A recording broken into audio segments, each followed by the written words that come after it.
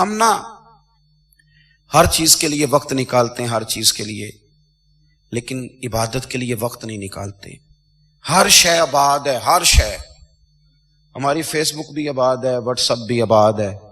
ہمارے ٹویٹر بھی آباد ہیں، ہماری ہر چیز آباد ہے۔ سب سے کم آباد ہمارا مصلی رہ گیا ہے، سب سے کم۔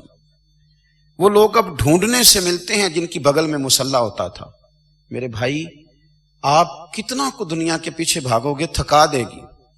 کتنا دولت کے پیچھے بھاگو گے تھکا دے گی۔ او میری ملت کے جوانوں، مزہ نہیں آ جاتا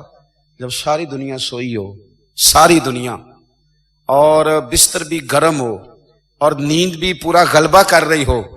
اور اچانک گھنٹی بجے دماغ میں، آنکھ کھلے، گھڑی پہ نظر پڑے، 3:30 4 بجے کا پیغام گھڑی بتائے، اور کوئی چڑھتی جوانی والا اٹھ کے وضو کرے، اور جب وہ مصلی کھول کے بچھائے تو مدینے والے محبوب کہتے ہیں کہ ہر نماز پہ رب ثواب دیتا ہے، اور جو اٹھ کے تہجد کی نماز پڑھے اسے دیکھ کے تو رب مسکراتا ہے،